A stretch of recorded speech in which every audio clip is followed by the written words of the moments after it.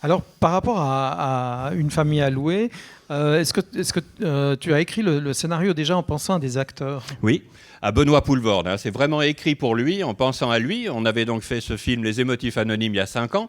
Je le connais, donc on se connaît, quoi. Hein, comme on n'est pas amis, quoi. Hein, mais quand même, je connais beaucoup de choses de lui. Il y a beaucoup de choses de lui dans le film. Hein. Beaucoup de moi, mais beaucoup de lui aussi. Hein, notamment la maniaquerie. Je crois qu'il est encore plus maniaque que moi.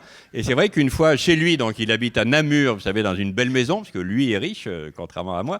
Je le dis sans amertume, hein, mais ça, c'est les acteurs.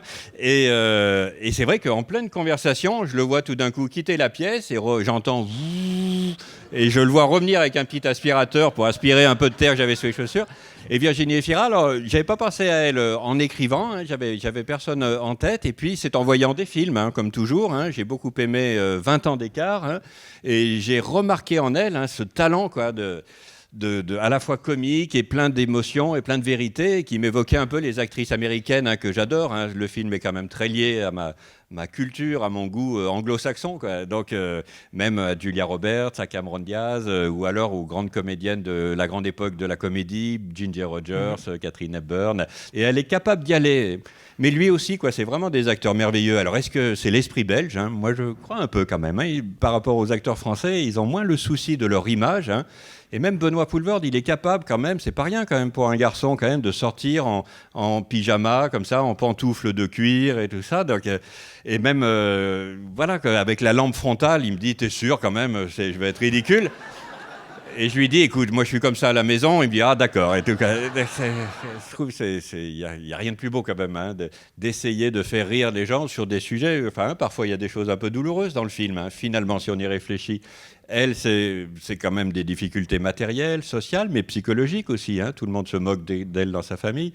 Lui, c'est quand même quelqu'un de très bloqué. Donc, mais c'est ça que j'aime dans la comédie comme spectateur, et c'est d'arriver à en rire. Quoi. Et c'est d'ailleurs ce qui sauve les personnages pour moi, hein, c'est qu'à la fin, même ce qui les lie tous les quatre, c'est qu'ils arrivent à en rire, quoi. Même du pessimisme. On cherchait beaucoup sur la fin. Des gens, je ne sais pas si ça vous a fait ça, me disaient « Oh, vous auriez dû faire quelque chose de plus romantique à la fin ». Et c'est vrai que moi je disais « Mais je suis à fond, moi, hein. Déjà, je ne peux pas plus. Hein. Vu mon caractère, c'est vrai. Non, non c'est vrai, on fait les choses... Vous voyez, je ne pouvais pas faire Benoît Poulvord court au ralenti vers Virginie Efira, je ne peux pas. Quoi. Et eux-mêmes... J'aimerais simplement dire que j'ai plus de 80 ans et c'est un des plus beaux films que j'ai vus. Au point de vue sentiment, au point de vue ressentiment, c'est simple, c'est sain. Il y a tellement de films noirs actuellement, avec des revolvers, avec des coups tordus, que pour finir, on est lassé de cela et ça nous réjouit énormément, ça nous fait un bien formidable. Je vous en remercie. Ah bah monsieur, merci, hein. Vous me ravissez quand même. Mais c'est dur d'être léger, quoi, hein, dans la vie comme dans les films. Hein. C'est un travail, quoi. Hein. J'essaye d'y travailler, mais c'est pas ma pente naturelle. Hein. Si je reviens dans 2 ans, vous allez souffrir. Là. Profitez.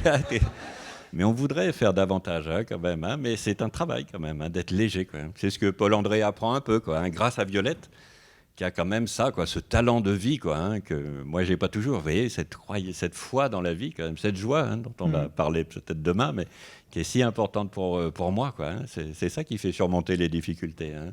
L'idée, c'était quand même de faire une fable et un conte un peu décalé. Vous avez vu, il n'y a jamais de voiture dans les rues, c'est pas réaliste, quoi. Hein. Et sur le décor, c'est vraiment d'enfoncer un peu le clou. Hein. C'est-à-dire, si lui, c'est le prince charmant un peu sombre, j'avais Batman en tête, hein, vous savez, avec son domestique, hein, Alfred.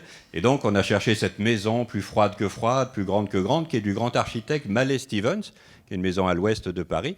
Et on a refait l'intérieur, parce que malheureusement, cette maison est très délabrée.